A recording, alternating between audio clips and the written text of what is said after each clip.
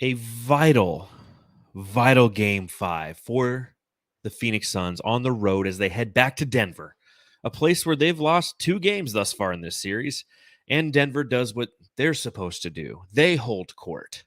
They win by a total of 16 points, and outside of it being a 3-point game at halftime, it really wasn't that close. It was the first quarter where the Suns got thwomped. We're down 15 in the first. They fight back. They get into the game, and they come out in the third quarter. And Matthew, they once again get swamped and ultimately lose this game. And that's just the way it is. Yeah, our little Spotify halftime show where we're talking about who's going to come out and just punch either one in the face. It wasn't the Suns at all. I actually missed the first couple shots, taking out the trash, grabbing some bottles of water from my car, came back up, and I was like, oh, this game's probably over. Crowd's up. Big shots were made by the Nuggets. It looked like the first quarter all over again, but man, after you think like Book maybe did hurt his foot, you don't have KD, you don't have Book showing up, it's over. And, kind of to that point, one, it's not Spotify, it's Twitter. It's a Twitter space that we do at halftime. For those of you who are listening or watching the show, make sure you follow us at Suns Jam on Twitter, because we go live at halftime and we talk about what we've seen. And we talked about that, how after the Nuggets came out and punched the Suns right in the gut, they inhaled, they walked it off a little bit, and they came back in the first half and got within 3 points. And I said it at halftime. I'm like, the Nuggets have got to feel like the Suns are the boogeyman right now. And they got to, if the Suns can come out in the third quarter and hit a couple big threes and start to put some doubt in the minds of the Denver Nuggets, good things, nay, great things would happen. The exact opposite happened. That's what happened. Even with Chris Paul on the sideline trying to pump them up, like, hey, we got a whole quarter. You're down by 20, and you guys are giving up. I mean, the third quarter, they gave up. They just kind of knew it was over. It was one of those games, even when Booker got hurt, I was thinking, I thought about Jimmy Butler when he got hurt and he took the next game off. I'm like, could Booker just sit this one out and wait for the next game? Because it just felt like one of those games that Denver can take, and we can take the next 2, because the series never starts till the home team loses. So hopefully game 7, it starts that way. Yeah, that'd be a nice way to start the series, is to end it in Denver. And we'll talk about that, whether or not Devin Booker should have been pulled earlier in this game, given the tenure of this game or the temperature of this game. And we'll talk about plenty more on this edition of the Suns Jam Session podcast. So thank you to everybody who is joining us, especially if you're joining us live right afterwards on Facebook, YouTube, or Twitter. You're the real MVP. Misery loves company, right? So hang out with us. Let's do a therapy session. If you're listening to this at any time, you're real G2. You just didn't have the opportunity right after the game to hang out with us, and we understand that. Nay, we appreciate your phone, that. Throw it into the wall. Yeah, and now you've just visited your local Verizon store and you have a new phone. And the first thing that you do is, after you set up your little settings, is you go to the Apple Podcast and hit Pods, and you find your Suns Jam Session. You start listening to us, and while you're here, give us one of those 5-star reviews. It helps the pod. It helps with the metrics. Lets people know where to hang out if they want to listen to the best Phoenix Suns podcast on the interwebs. Remember, if you are somebody who wants to take advantage of an amazing opportunity from DraftKings, if you're a new user, you can receive an incredible offer. All you have to do is deposit $5 on any sport, and you'll instantly get $150 to your account, added to your account in bonus bets. Win or lose, you'll still receive the bonus. And all you have to do is use our code, which is @SunsJam, upon sign up. Now, I know some of you might be hesitant to try your hand at sports betting, but let me tell you, don't bet on Kevin Durant threes in this series. I'm 0 for 2 in doing that. But this is the perfect opportunity to give it a shot. Plus, using the code SunsJam not only gets you to the bonus, but it also helps support our podcast. It's deals like this one that can help cover our costs to bring you our post-game podcast every time. So again, if you haven't signed up for DraftKings yet, please consider doing so and using our code SunsJam to place the first bet. Remember, this offer is only available for new customers who are 21 plus and physically present in Arizona. And please gamble responsibly. If you or someone you know has a gambling problem and wants help, call 1-800-NEXT-STEP. So what are you waiting for? Head to DraftKings.com. Take advantage of this incredible opportunity today. We will not be chugging with the fellas. We will be popping open Diet Dr. Peppers. And maybe we'll do like a little gargling with the fellas. What do you think about that, Matthew? All about the gargles. So it's like gargling with the fellas. Oops, that's not the drop.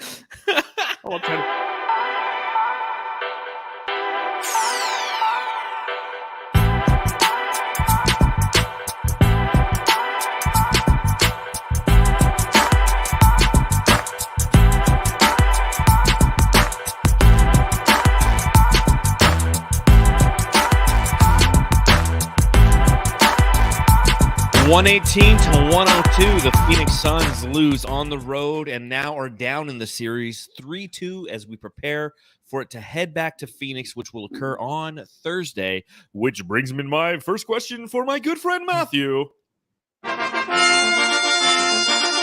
Matthew, I got to ask. Matthew, I gotta ask, this was just a good team loss, right? Yeah. Like, you can't blame anybody. I really Is that can't. what you mean? I'm No, not going to you be can't, eviscerating no. anybody on this. I'm not going to be ranting. Are you? No, I mean, I'm Mr. Suns in 7, so we have to lose one of these. And if we're going to lose it, doesn't matter how we lose it because the next game is going to bounce back. I think the best way to lose it really is, you rely on Booker and KD. They don't come through, you lose. Then maybe you're just like, well, could we figure something else out offensively? I don't know if you have as much time as you need to really get this offense going through KD if you want in the second quarter, even when he has the ball in the first quarter, because it's just basically ISO. He needs to take over. So I think it's kind of like, oh shit, maybe we have to make some more adjustments because Monty did do that for the last 2 games. It helped out. And we got those 2 victories, much needed. But now it's going into the next game. It's like, I kind of trust Monty to hit the right buttons again. And just whatever it is, maybe it's just KD and Book hitting their shots. Maybe that's all it is. But the victory will come upon his shoulders. I think Monty will pull through for sure. Well, tonight showed you what we already knew. Is if Devin Booker and Kevin Durant have an off night shooting wise, this team will suffer. It's no secret. Everybody knew it. We saw it in game number 2 when the Suns only scored 87 points. Now, granted, Devin Booker had a great game, but Kevin Durant had an ugly game. Kevin Durant in this one, 10 of 24 from the field, 0 of 3 from beyond the arc, 26 total points, 7 assists and 11 rebounds. So 24 shots to make 26 points. Devin Booker was 8 of 19. He was 4 of 3 from downtown, and he had 28 points. So they still, got theirs, but they didn't do so in the efficient manner, especially Devin Booker didn't do it in nearly as an efficient manner. He did it in much more of a pedestrian, what we're used to watching Devin Booker way. What was disadvantageous for the Suns is other aspects of this team and other members of this roster didn't step up. I think the timing of some of the Kevin Durant takeover is unfortunate. I think a lot of the isolation ball that the Phoenix Suns run, which we've been doing for this whole series and we've talked about in victories, we're talking about. It's like, ugh. I was saying it a couple podcasts ago. It's like I feel like the Phoenix Suns are driving to a destination and we have the Waze app on and we're cruising, but you see that there's an accident like 2 miles up ahead and you're like, we'll see. And then it's there and you're stuck in bumper to bumper traffic. Tonight was just that bumper to bumper traffic that we knew was going to happen. It's a 7-game series. This was game 5. I'm not frustrated. I'm not pissed. So if anybody's coming here and they want to watch me lose my shit, you're not. I'm sorry. Oh, you like, I wasn't really upset this entire game. I was frustrated that the Suns didn't come out in the second half and play with a little bit more fight. But you again have to credit the Denver Nuggets for the way that they played in that third quarter. It was very similar to the way that the Nuggets played in the third quarter of the last game. Now, that being said, when the Suns played the third quarter against them in the last game, obviously the Suns were unworldly. But you look at the third quarter, the Suns in this game end up shooting 41%. They're 10 of 24, whereas the Nuggets shoot 14 of 20. They're 70%. They score 39 points in that third quarter to the Suns 25. Game, set, match. Yeah, I mean, Book was like 0 for 5 to start the third, mainly the whole third quarter. And then the Nuggets were 9 of 12. Really, it was unstoppable. We talked about on the Twitter spaces. I got it right that time, right? Hey, no, we were on Spotify. Did we switch over already?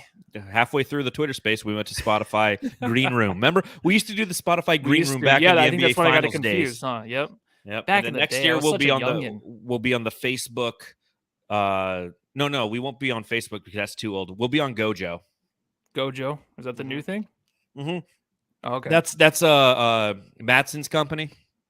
Oh, is it? Mm-hmm. Oh, wait, hold on. I didn't watch the last episode. That's fine. So I didn't break out. anything. He's ran Matson the whole time. I was gonna text you too before this.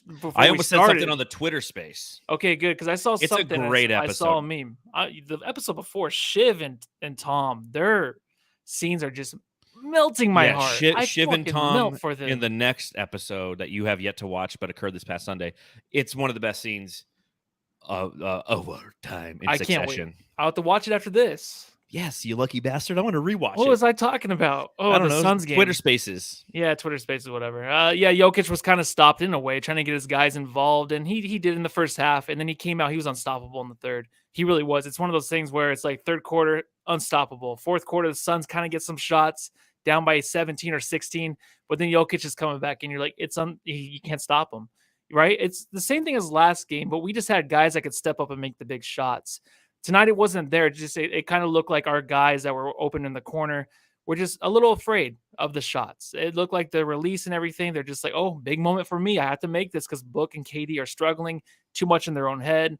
Just, in the second half, it looked bad. It's so weird how it flips so quickly. But that's what happens. Halftime adjustments. The Nuggets looked poor in the first half. I felt like for the majority of the time, except for the first quarter, that run they went on. But I was still like, I'm not too scared. Second quarter, they looked pretty shitty, I thought. And then this second half, like they were just unstoppable. I was like, damn, now they're on. Maybe they took some of Shamet's roids.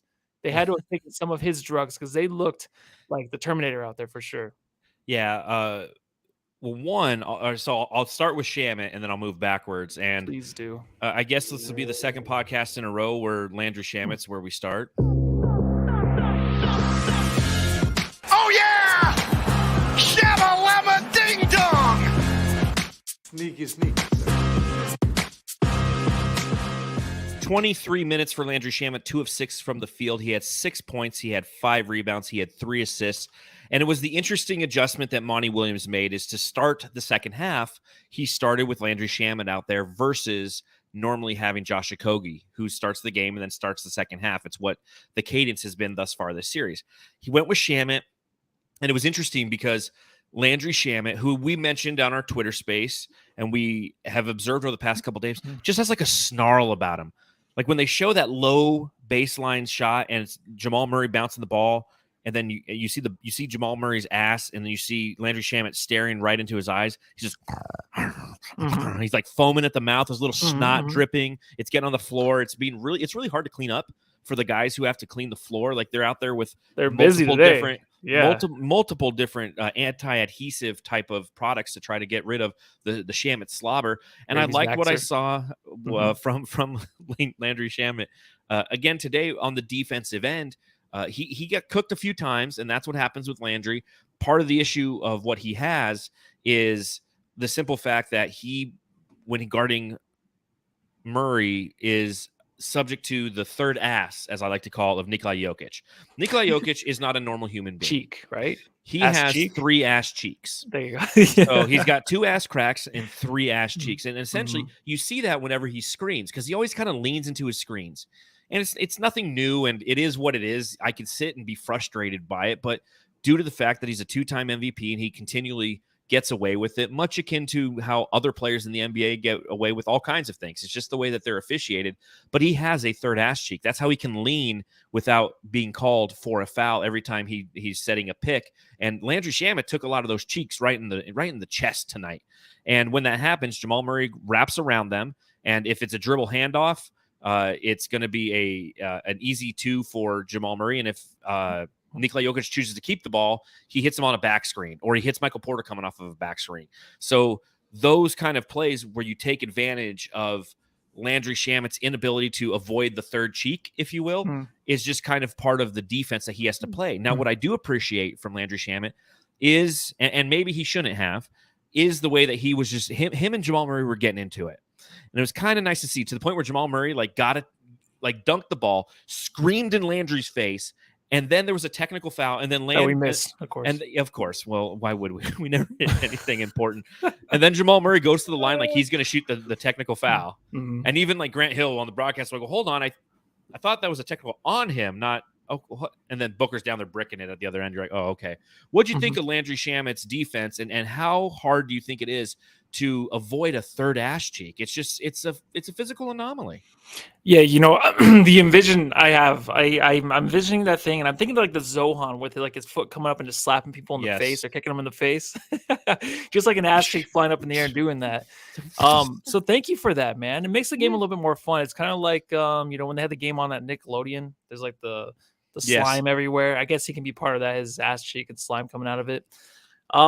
But anyways, what are we talking about again? So I just honestly, Landry Shamet's defense. Shamet's defense. Okay, Shamet's defense is great. I love it. It's a tone setter. It really is. It's something that gets the Suns team going. It's something that you believe in, right, Jamsters? Guys out there listening, ladies, whatever you are, Shamet's defense is a tone setter now. It's something. It makes sense to have him out there as much as you can now. It's so weird how everything just kind of flip-flop, kind of like between the two halves of this game. But we rely on Shamet a lot. And I like that he gets in Murray's head and he can play him that physically and get away with it. And he's running into guys. He's sacrificing his body.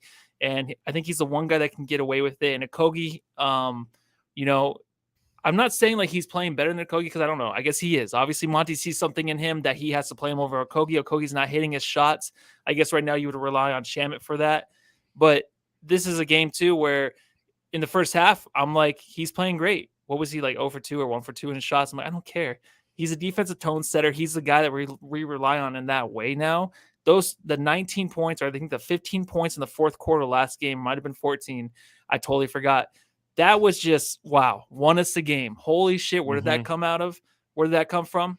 This is just the way I expect Shamet to play always. You know, it's the effort. He's just filling in the holes.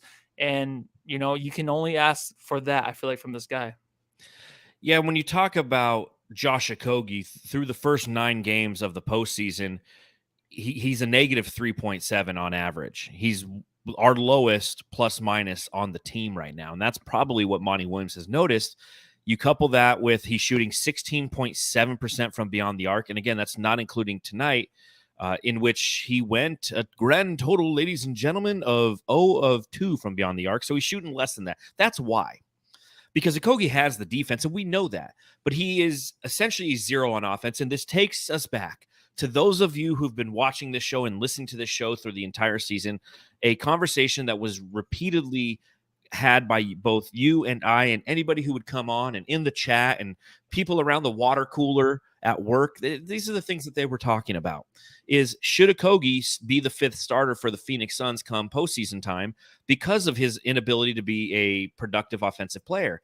Now, that being said, Josh Okogie, if you recall, had a very solid end to the season offensively, and we were all just kind of like, well, I mean, if he does this, then, you know, who am I to say? Who am I to deny the fact that Josh Okogie in the final games of the season, the last game of the season, he had 13 points.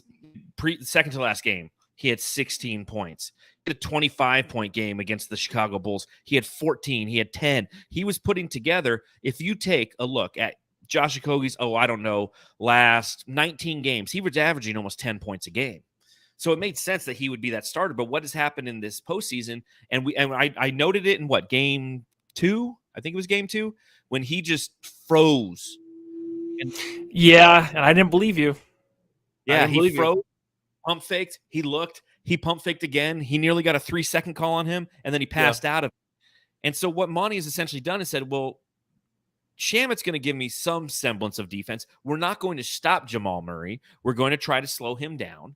And as long as he can stick on Jamal Murray, because again, the defensive strategy has been, hey, play Jokic one-on-one.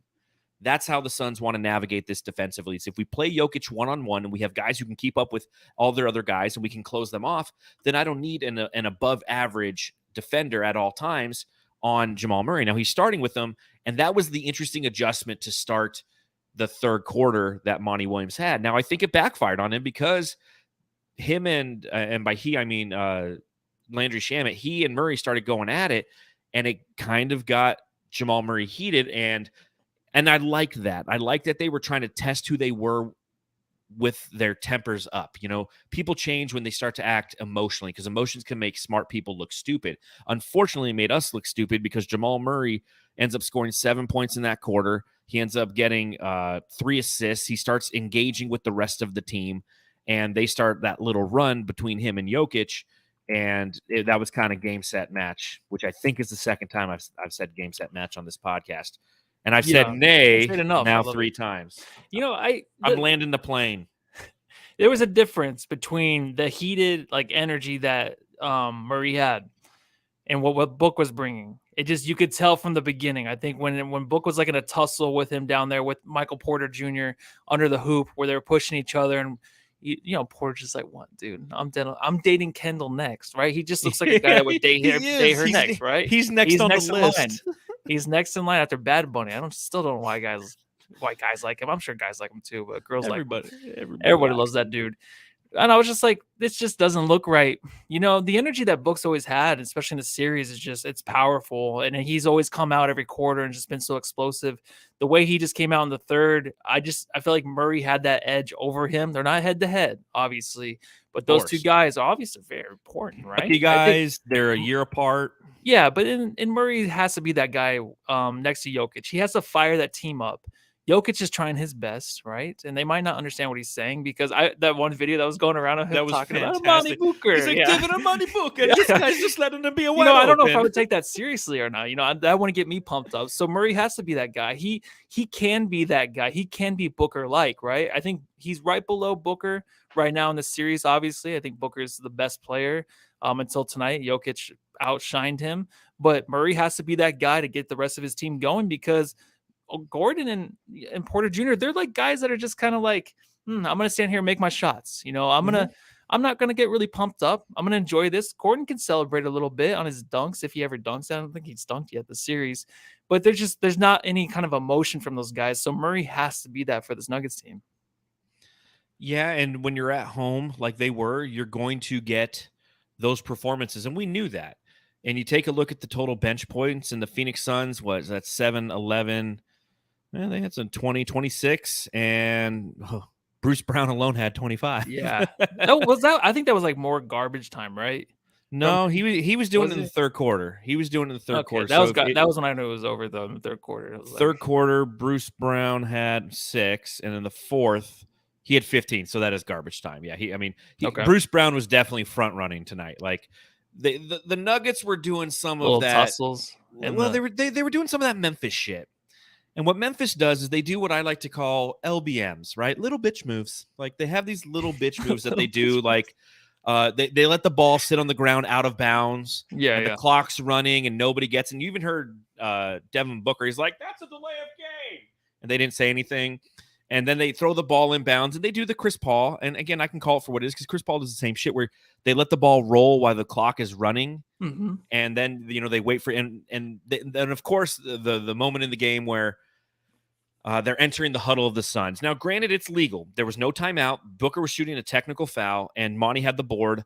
But Jokic is an instigator. Let's just face it. And I'll start with the praise of Jokic as well. He deserves a triple-double tonight for Nikola Jokic, for the two-time MVP who's been dethroned by Joel Embiid. But Nikola Jokic tonight in 38 minutes goes for 29 points. He goes for 13 rebounds. He goes for 12 assists. He has a steal, 2 blocks, 4 turnovers, 3 personal fouls.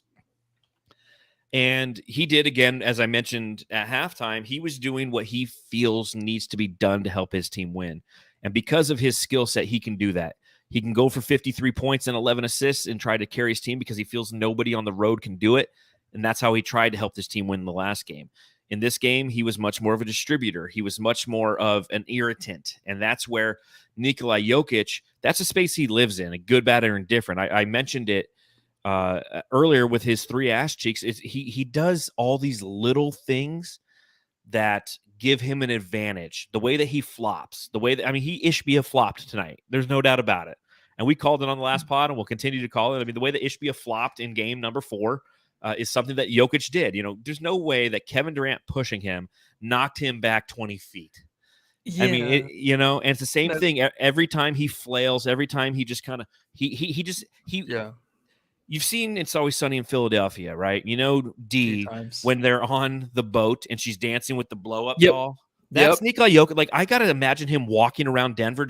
That's what he looks like, just flailing everywhere because that's his body's so fluid when he flails. It's actually kind of like, it's impressive that a guy that ugly can do all that, and it's effective. I think he's a great looking guy. I think he's too, but he needs to brush his teeth, and we all know that. He needs to brush it. He needs to grow that beard out to look like mine. Mine's a little thicker than his. I don't know. I don't know what's going on. You have a thicker than Joker, but he is 10 years younger than me, right? But I think he's about 7 years younger than me, so he'll be caught up in it. But remember, in that third quarter, just to finish my point, in that third quarter, it was Nikola Jokic who totally dominated the Suns. He was 7 of 8 from the field. He played all 12 minutes. He throw in 3 assists, throw in 3 rebounds. He had 17 points in that third quarter. Everything that he did in game number 4, he put together in a quarter and goes, listen, guys, we got him where we want him.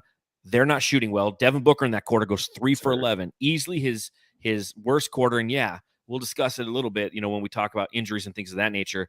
But I mean, that's just that's good old Jokic.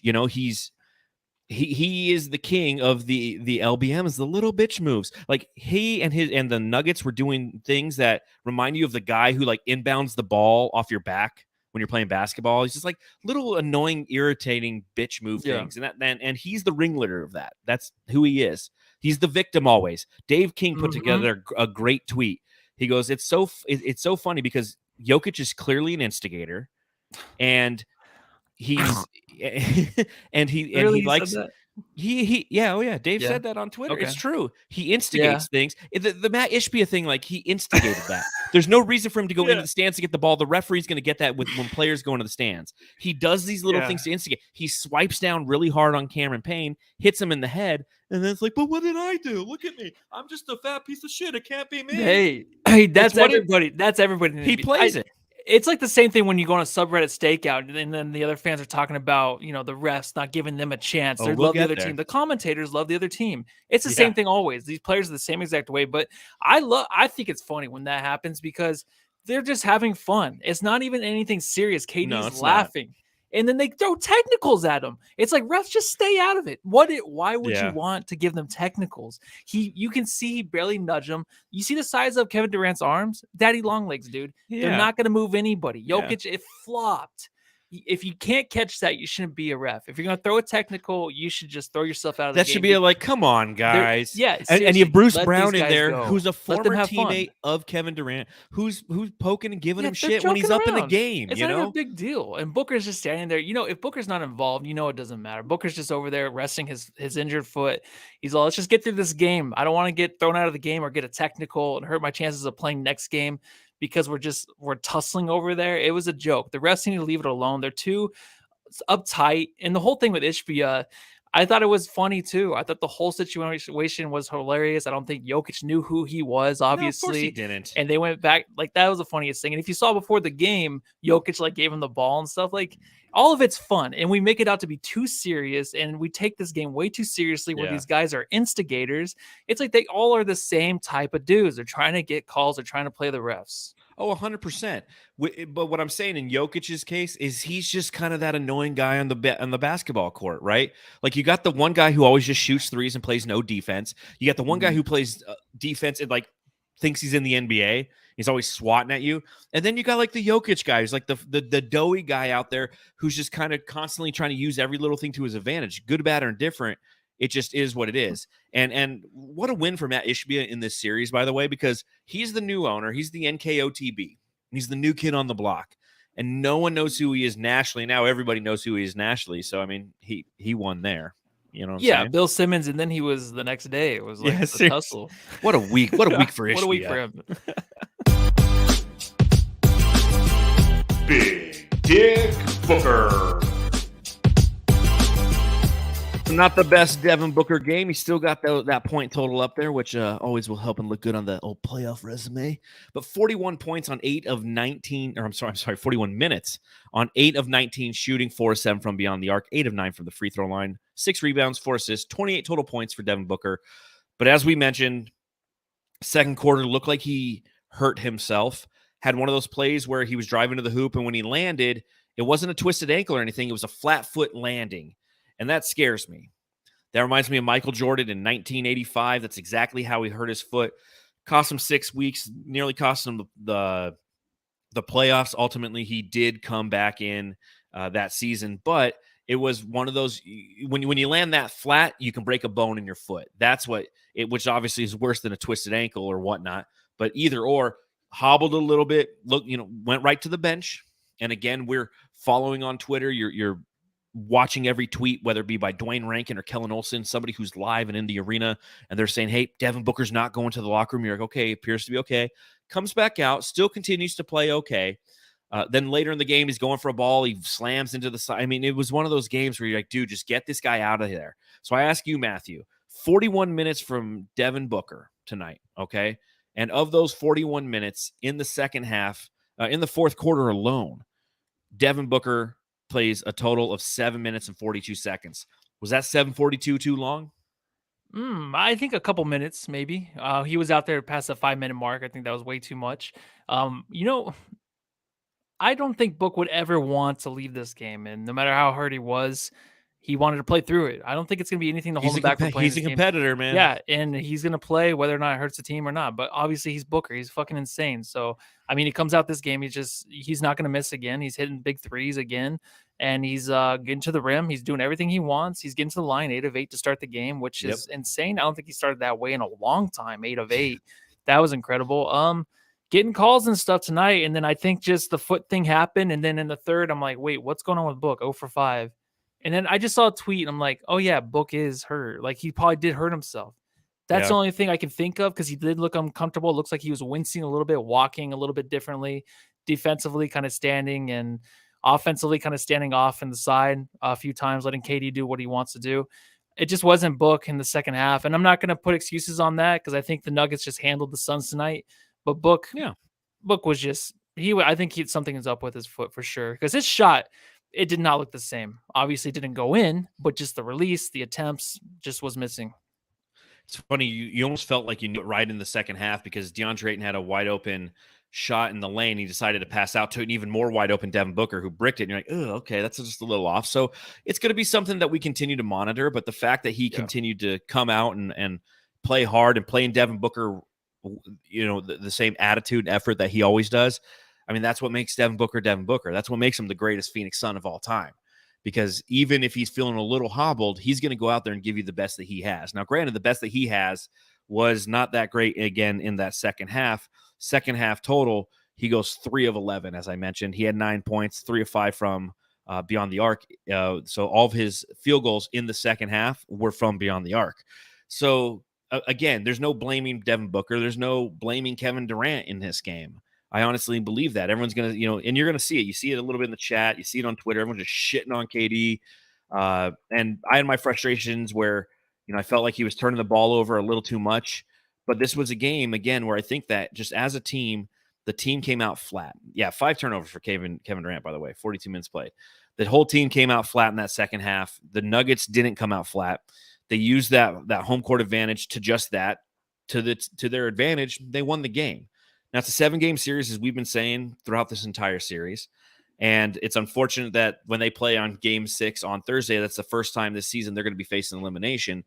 But if things hold true, this team's going to hold court, and they're going to go ahead and they're going to win that game. And then they're going to go into Denver, and they're going to tell us how great it was and all that stuff. If I got to hear one more person do the Paul Westphal fucking thing from 93, when the Suns were down 2-0 to the Los Angeles Lakers, or down 0-2, and then, the famous Paul Westphal conference, well, we're going to go to their place, and we're going to win, and we're going to win, and we'll come back here on Sunday, and we'll win, and everyone will say what a great series it was. Like, every time the Suns go down in a series, somebody has to say that. Like, okay, I guess. I've only seen it. I only saw it once, so.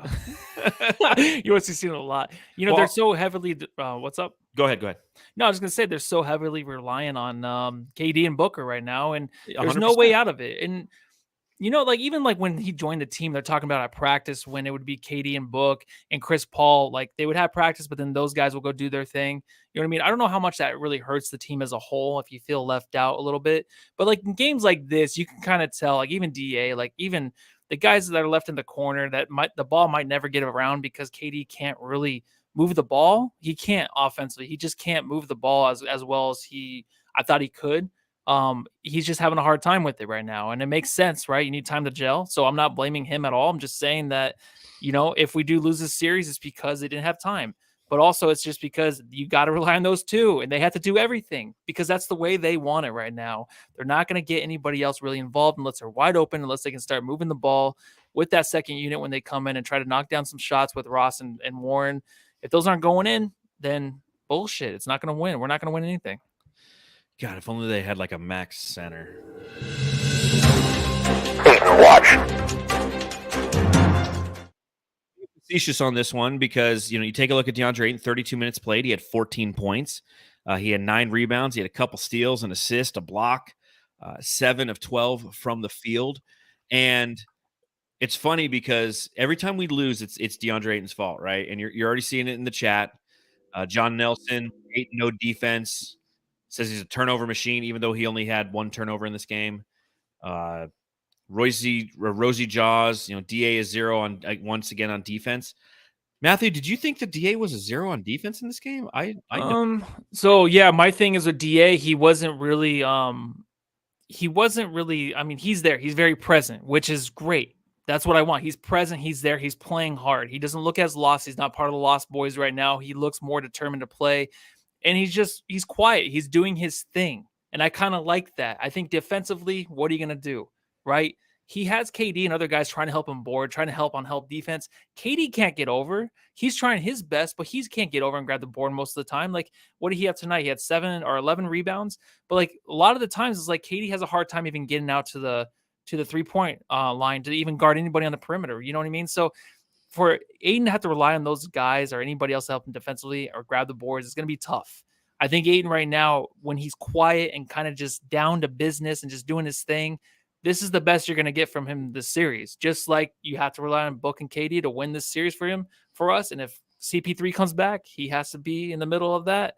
Mm-hmm. Right now, it's just like, this is what you're going to get from Ayton, the best you're going to get this series from him. And I thought it's pretty good. Going into halftime, I'm like, Ayton played really fucking good in the first half. I just liked what I see from him. I don't care about the stats. I just like that he cares. Yes. I like that the guy cares. Well, man. And again, think about the Suns' whole defensive strategy is to have him play Jokic one-on-one, and we know that's impossible. There's no one who could play Jokic one-on-one. No. And he's doing his best. And again, early in this game, Nikola Jokic was having a hard time simply scoring. The first half stats for Nikola Jokic, he was 4 of 11 from the field. That's because he was going at DA, and DA was deterring his shot. Now, what was disadvantageous was the rest of the team wasn't getting any offense or defensive rebounds. So the Suns were out rebounded on the offensive glass in that first half, a total of what they had 4, and it was 9 for the Denver Nuggets. Second chance points, they didn't, because they only had 3. The Nuggets did, because with all those offensive rebounds, they still weren't scoring. And that's because Deandre Ayton can hold his own against Jokic. It can only last so long. He needs some help around him too, in an effort to try to grab some of those rebounds to negate those overall possessions. So offensively, yeah, he leaves a lot to be desired. But even offensively, he was getting to his spots. Would we like to see him go into Jokic? Yes. Would we like to see him go into Murray? Yes. Would we like to see him body up Christian Brown? Yes. But we know who DA is. It's just, it is who he is. Like, I don't get mad at it anymore. It'd be nice if he'd go out and we had like a 25-point DA game where he just completely dominated. But in this series, you're not going to see that. If the Suns can get past Denver, we have to play against the Warriors or the Lakers. That's where DA can shine, because those are a couple teams where he can really take them to the woodshed, if you will. Because guess what? Anthony Davis is on Kevin Durant now. And Deandre Ayton, who they got down there behind Anthony Davis, I don't know. So, I mean, there's opportunity. It's all about the different matchups. And that's what Monty's been trying to figure out with his bench. You talked a little bit about TJ Warren. I liked what I saw from TJ Warren at aspects of this game, but he ended up being 2 of 7 from the field. But he played 15 minutes. Sorry. What? The Pincer brothers. Are they back? Yeah, just they're talking about sorry, Thomas Bell was saying that being called the buns would make it's just the cutest thing ever. Oh, I know. The question though is, like, should we boot the Pinster brothers, because they didn't show up for the 2 losses? No. That's kind of bush league. No, like, they show up in the chat and talk some shit. Yeah, but I mean, I just think their comments are cute, dude. Like, they're hot dog buns. I know. It's adorable. They're like the Memphis Grizzlies. They're great front runners. So again, Luke 199 in the super chat. We appreciate it. Don't worry, Joel. We'll get to you. He says, where Torrey Craig at? Torrey Craig's another guy who's not going to be effective in this series. And when we go and we play the Lakers, like, that's a good team for Torrey Craig to play against. That's where some of his matchups can be better suited. And I think that from a defensive standpoint and from a physicality standpoint, you're going to see him be productive. And I think that that's something that's definitely a possibility in the next series after After we win on Thursday, and then we go back to Denver and we win, and we tell everybody how great of a series it is. Craig made his shots though. Like he made all his shots. I felt like he was making his shots. 1-2 against the Clippers. I don't know, man. He was good, but it is one of those things when we lose. Like, where's this guy at? But didn't need him last 2 games. Well, real quick, a shout out to Joel Ramirez, $5 in the super chat. Again, we appreciate you supporting the podcast. Matthew's blowing you kisses, which I'm sure everybody likes. Says, on the bright side, a blowout is better than a close game. I can tell you what, that's probably why I'm so chill tonight, is because it's those close games that are just so stressful, that have you so wound up. And if you lose, you just, then you come on a podcast and you go crazy. Whereas this one's like, this thing was done so early that you're just sitting back. Oh, yeah. Even halftime when he asked me, like, who's going to win? I'm like, I don't know. I just kind of felt, I feel like this is just the Nuggets game, but I'm like, I'll pick the Suns. But I'm like, I just don't care. I care. I want the Suns to pull away, but I don't care enough to where I think the Suns are actually going to win. Well, it's not the elimination makes game, me feel good. right? Like the stress comes in game 6 because now it's an elimination game. But Joel goes on to state they'll come out ready on Thursday to compete. Oh, and I'm done with Monty by Felicia. Ever since I've been here, we talked about everything you want is on the other side of hard. This is hard. Monty Williams, coach of the Phoenix Suns. Like Monty sometimes, again, I talked about the adjustment with Landry Shamet. This is one of the disadvantages of this roster and how late it was truly constructed in the season, and the fact that Kevin Durant didn't start playing until there was about, 8 games left in the season. He's having a hard time trying to navigate some things, but we knew this, and we've known this throughout this entire playoff run. Do you think that Monty Williams is a problem? No, because listen to this. Oh, go on. I mean, how many times have we been upset about him? I mean, it comes and goes. It comes and goes. It's nothing that bad. I mean, adjustments might be made, but you have to realize even if we don't win this year, it's because of the trade. These guys need time. Monty needs time. I mean, can you imagine being a coach of this team? You got Katie, of course, right? Give them the ball. Let them do it. He's tried to do that. But these other guys, he needs to get to work. He needs to work in there and have some game plans. I think it's just tough to do that so short. Like they're shorthanded now because of Chris Paul, but then also they're shorthanded because he's not playing guys because he probably doesn't know what to do with them in certain situations until Suns fans say, hey, play this guy. They're good. That looks bad. But if you look back to game 2, with Chris Paul, we looked like we were going to win that game with him. We took over that game. I was sitting there. Oh yeah, Buffalo Wild Wings. We were up 8. I'm like, I feel like this is over, and then he gets hurt and he's out. That's not Monty. Monty might know what he's doing sometimes, even if we end up losing the game. He has a game plan, and tonight was not on Monty. Tonight is on Booker and KD just not getting it done tonight, and that's about it. The only issue I have with Monty right now is in a game like tonight, like you didn't need to play those guys all those minutes. That's what I hate. Yeah, it's like maybe there's an opportunity for them to get some kind of rhythm. I mean, maybe that's what they're trying to do, but like get some of those guys out of the game. Just get them out of the game. It's little things like that are kind of frustrating as a Suns fan to see him do that. So says JM. I 199 in the super chat. He says, please read mine before Joel's. What did Joel?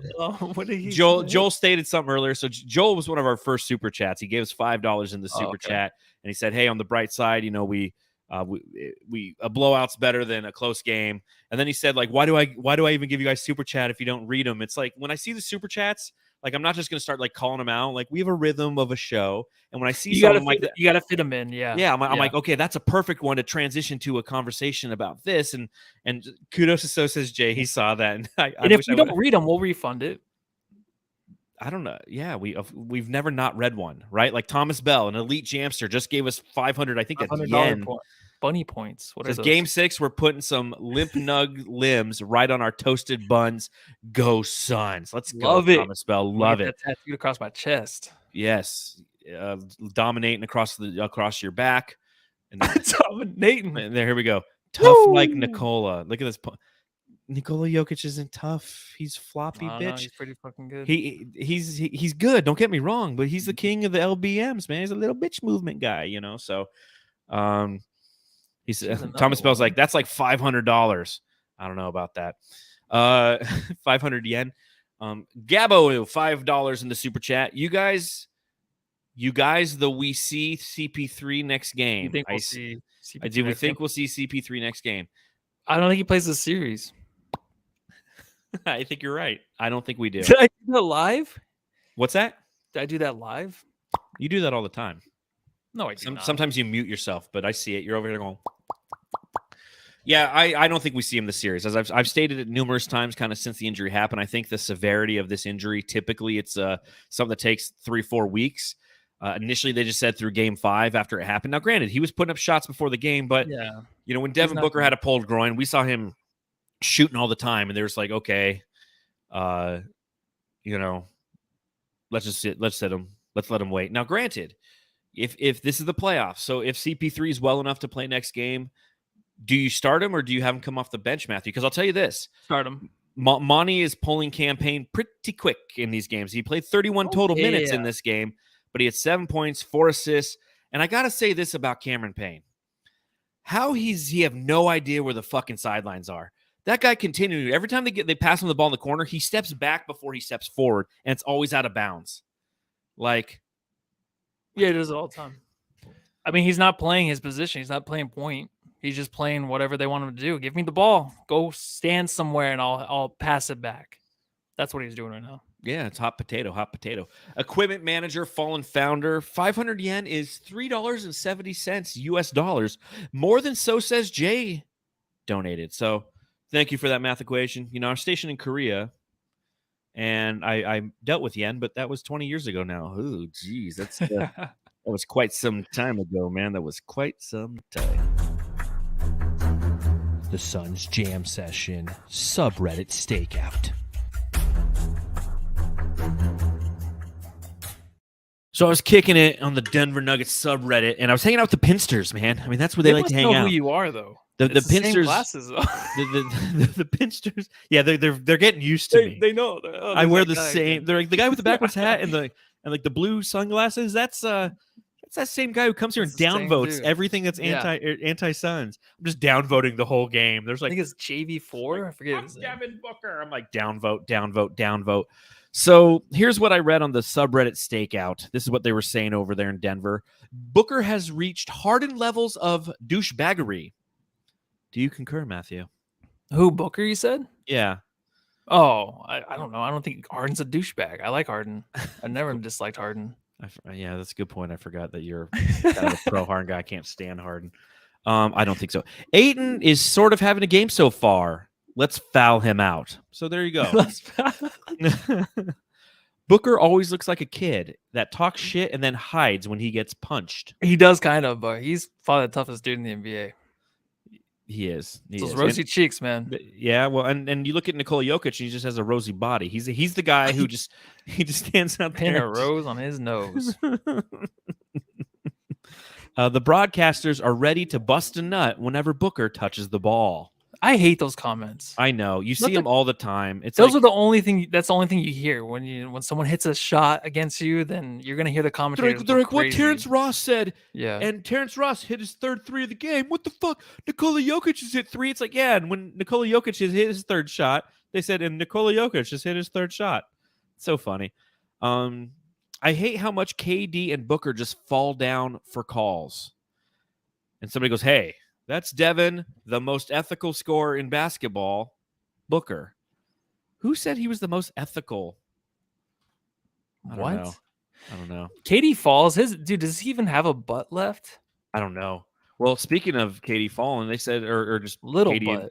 They said KD looks as sharp as a ball of cotton because he was not sharp at all to start this game. Booker getting a better whistle than prime Jordan. Now, that being said, Michael Jordan, in his entire career in the playoffs. Ooh, this is good. I got to get the drop ready. Hold on. You know what time it is. Trivia time. How many free throws per game did Michael Jordan average in 179 career playoff games, Matthew? 5.6? No. Damn it. You have failed. He averaged 9.9 free throws per game in 129. Devin Booker threw 41 41 postseason games, how many free throw attempts do you believe he has averaged? 5.6. Spot on. You're not even close. Damn it, dude! I should have never said anything about this little run I was going on. It's 6.2. Now 5.5 is how many he makes. So you were pretty close there. So yeah, but he's that not getting count. prime It's Jordan free throws. calls. Small. Murray, maybe run your mouth when you're shooting over 40%. I thought that was funny. They were dogging Jamal Murray in this game. They were dogging him the whole game. Just like you said in the last game, MPJ, they were dogging. In this one, it was definitely Jamal Murray. Yeah, they said makes sense. Jamicki, because obviously his one good postseason run was in the bubble. Jamicki acting cocky after making his third field goal. Shut the fuck up and channel that anger into the game. And then the last comment that I had on the subreddit stakeout was, does Kevin Durant ask for a foul every time he lays down and goes to bed? The Suns Jam Session subreddit stakeout. There you go. Yeah. They know who I am now. I do so much downvoting. That's my only troll move. Is when I'm on the subreddit stakeout, I just downvote everything. I just, unless it's a good point. But when they're saying the dumb stuff, like these fucking refs, they don't know what they're like. We talked about on the Twitter space at halftime, like the amount of things that they were saying anti-officiating. And guess what? Like the Suns had 9 fouls and the Nuggets had 9 fouls. We had 2 more free throw attempts than they did in the first half. And you think that like JFK got shot. You know what? Every time I see a comment or anything on Twitter, I go to the box score. I'm like, oh my God, it's like dead even. It's always just like dead even. Suns have had those games where they shot, 5 free throws? Yes, that's 5 guys. Yeah, like that's something where you're like, okay, this is clearly interesting. But on both sides of the ball, there were just some bad calls or non-calls, right? I mean, Jamal Murray hooks Landry Shamet and he flailed. They don't call that. Nikola Jokic, again, shoves his third ass cheek out there. Like, yeah, but it also goes the other way on the Suns. Like the Suns created a lot of contact. That's why I don't say anything. Because I'm like, that wasn't a foul, but thank goodness. It's just the way it is. Okay, you just got to accept it for what it is, mate. You just got to accept it exactly for what it is.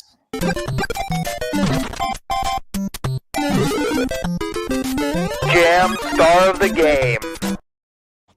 All right, Jam star of the game. Jamsters, this is a reminder that if you're Joel Ramirez and you give us $5 in super chat, we'll read it right away. 5-star man. Woo! 5-star man. 5-star man. $5. You guys with your 500 yen, we love you still. Your 199 from So Says Jay, we love you. You know it, brother. Maybe I'll see you at game 6. But Joel Ramirez, $5. Rather than lose game 6 or 7, if we lose at home, we will get clowned for losing at home again. But same if we lose another game 7, Booker will be slandered. Nope. Yeah, it's completely different. Completely different. It's the manner in which it occurs, obviously. But you got to remember, last year we were the number 1 seed. Okay, we were the team that got that did the blowing out in game 5 at home. And then we came home. Or I'm sorry, then we went on the road and we lost. And then we came home and we lost. The tables have turned, my friends. Now we're not the 1 seed. We're the team that got blown out in game 5, who will come home, lick our wounds and win, and then go on the road, much akin to Dallas did, and do some ass whooping. It's going to be a beautiful twist of fate, Suns fans. Don't you understand that? It's the script. We've seen it. Yeah. Adam Silver accidentally tweeted it out. It was encrypted. So Says Jay's a lawyer. He got a hold of the email address. He gave him he de-encrypted it with his massive and impressive anti-coding skills, and that's the script. It's complete arc redemption for the Phoenix Suns, where literally what happened last season, the exact opposite will happen this year, and we will emerge victorious, head to the Western Conference Finals, play the Lakers. So we do the exact opposite, but kind of the same, of the 2021 playoff run, where we beat the Lakers, then we beat Denver, and then we beat the Clippers. This year, it's the Clippers, then Denver, and then the Lakers, and then we will go to the finals without Giannis, and we will win. Yeah, Booker's not going to be slandered at all. Booker is insane, and if he's hurt, that's the reason why we lose these games. Booker's not going to let us lose this. Booker's going to make sure that we come out on all cylinders, man. That guy's a true leader right now, so I trust him. And honestly, if we do lose this series, the only thing we're going to be worried about and going into the offseason is like, did we make the right trade? Right? That's going to be the first thing people are going to talk about. If we had McHale and Cameron Johnson, yeah. That's a good People- topic, but I don't. People No, will talk about no, that. People will. no. Yes, Oh, they I- will. no, if we lose in we'll talk about it. games- It will not be the first. Yes, no. Listen, No. dude. Listen. If Listening, McHale listening. and Cameron Johnson were still on this team, if they were, The guys who and got we- swept in the first round. yes, they Those don't guys. have this team. You know what I mean? Yeah. If Booker and this team was together, if they were all healthy, right? And we played this team if we played this Nuggets team, we would have still had the same chance as if we had KD. The only reason is because we haven't had the time with KD yet. Obviously, KD's awesome. I'm glad we have him for 2 more years. I am. But people will bring that up. I'm not saying that that's what I want, but people will say that because of Mikhail, the way I'm he was not disagreeing with that. Mikhail would make those shots. Mikhail would have done this. Mikhail would have done that. Topic. That's not the first topic. What would be the first topic? First Booker? off, we have KD for 4 more years. Second, the first topic's DeAndre Ayton. Clearly, the first topic anybody will talk about if we make an early exit is we need to trade DA. We need to trade DA. What can we get for DA? The second topic of conversation is going to be Chris Paul's old. What are we going to do with that? The third topic is, did we make the right trade? But the majority of us Suns fans know that you didn't necessarily make this trade for this postseason. It'd be nice, obviously, to make that run through this postseason, but you made it for next postseason, where you can have a full season where you can load up a roster to put the right guys around these 2 guys. So this postseason, and this postseason's a bonus, in my opinion. If we can make a deep run and we can win a championship, like you're on house money. But the DA conversation is going to be the first topic. CP3 is number 2. And then we're going to be like, well, what would have happened had we done that? Because the weight, but I honestly believe that the conversation you're referencing is after a exit next year. If we get bounced from the playoffs next year, then it's like, oh shit. Now we're at, age 36 KD. Oh shit. Now the Suns don't have any of their draft capital moving forward. Oh shit. Should have kept Mikhail. So I agree with you. That's a topic of conversation. I just don't think it's the first topic of a conversation. Yeah. This postseason. The whole thing with Chris Paul and DA, that's going to be dealt with. We know those 2 guys are not going to be where they're at right now. We're not going to probably have DA, and we're not going to have Chris Paul playing our point guard position. We're going to have probably Kyrie or someone like that. The only thing is, I just think with the KD thing, it's like, did we give up too much? That's going to be the one that's going to be like kind of breaks your heart. That's what I'm talking about. I already know we're going to deal with those other 2 guys. That's going to be a topic of conversation that us as Suns fans are going to mull over for the next 7 years when we sit around, and if we have bad teams and the draft time comes around, and we're like, and the Brooklyn Nets have the Suns pick, and we're just like, fuck. So clearly Matthew's Jam Star of the game is the topic of conversation in the offseason. Let's just go to the Jam Star of the game, everybody. All right, Jam Star of the game. Having a good time. Not. I love those drafts. Next post game, and I have to read that DraftKings thing too. So You have to do it in the first 10 minutes. That's the rule. me post game, guys. What's that? I said if we lose next game, just make sure to join the post game pod, and I'll be reading that DraftKings thing live on air. This is true. So real quick, I want to give a shout out to Corey Flynn, $4.99 in the super chat. He's like, we got T.O. We got to move on from Okogie starting. Why is no one questioning this? Does nothing for us. Slow start to game in second half with him out there. Put TJ in. You think that's the next move, right? Hey, I've been saying put TJ in since You have been saying that for a long time. So Corey, I agree with you. You always end up being right. Yeah, well, don't ask me what I think is going to happen this series because we're going to win. I already said it, so I hope I'm right there. And I will. So Jamsters again, I'm going to be at Game 6. So shout out to our friend Drew is hooking me up with a ticket. I'm going to go watch the game with him, and hopefully I'm there, and I'll have the ability to pop on the podcast afterwards and talk about how great of a game it was. Matthew, who you got coming on the next podcast? We got Suns Geek hanging out with us. Das Geek. Yes. Das Geek. And yes, so you're going to have to watch Matthew try to do a DraftKings read, which is going to be high comedy. I guarantee you. It's going to be brilliant. I'm really good at this now. All you guys can suck my dick. Wow. Is that in the pod notes? That was the DraftKings. That was the beginning of it, wasn't it? Oh, it's use your promo code. Suck my dick. My dick. No, use Suns Jam. Shit. Is there anything else that I missed on this one? Is there anything else we want to talk about before we sign off and prepare for people coming up to us in our lives tomorrow and saying, "Oh, do you feel bad? Watch out for John. He's going to be upset." Like that. This is one thing. I'm just going to be completely honest with all of my fellow Suns fans out there who are watching and listening. This is my therapy. It's funny, especially during the playoffs when everybody else in the world starts to give a shit. In which, when the Suns lose a playoff game and I come into work, I'm like, hey, how you doing? And they're just like, what's wrong? I'm like, nothing. Like, aren't you sad? the Suns lost last night. I'm like, no, you don't understand. Like, I go live directly after the games with my podcasting partner, Matthew, and we talk about the games. And I put all my thoughts and energy into what happened during that game onto that podcast, and then I'm done. I don't let it affect my day. I carry on. Like, that's what this is. And I know that's why a lot of you guys come here and you're popping off and you're talking in the chat, because everybody else is we rely on each other for it. I don't need some casual to come up and be like, hey, that Devin Booker, he's quite the guy. They're who said the Akagi? Somebody said Akagi the other day. I'm like, oh, cool, yeah. I think losing Mikal, like that whole like 3 or 4 nights after, like those nights were really tough. It was just tough because everyone and Cameron John, it was tough. I think losing this series is kind of just expected in a way, because you had to pull it together so quick. So it's not going to hurt as bad. And plus, like, I try to have a life now. I don't really worry about the Suns too much after this. And you're totally right. You get it all out and you feel great the next day. Well, it was like today at work. Like, I'm busy right now. I'm managing 2 different properties. I'm bouncing between 2 different properties, trying to square things away at both. And in the middle of the day, somebody's like, so how do you feel about tonight? And I'm like, dude, I will deal with thinking about tonight when I get off of work and I go home, and I don't feel any of that anxiety or any of that stress. And then I get home and I'm a fucking mess. You know, it's like 6:30. I'm just like, oh shit, here it comes. But it's like, it's compartmentalizing. So I think I'm a psycho. But part of my compartmentalizing is this podcast. This is one of the compartments that I have, and I take all my thoughts and emotions. I put it right here for you guys to all see. So yeah, promo code suck my dick. All right. Is that it? That's it. All right. Go home and suck your family.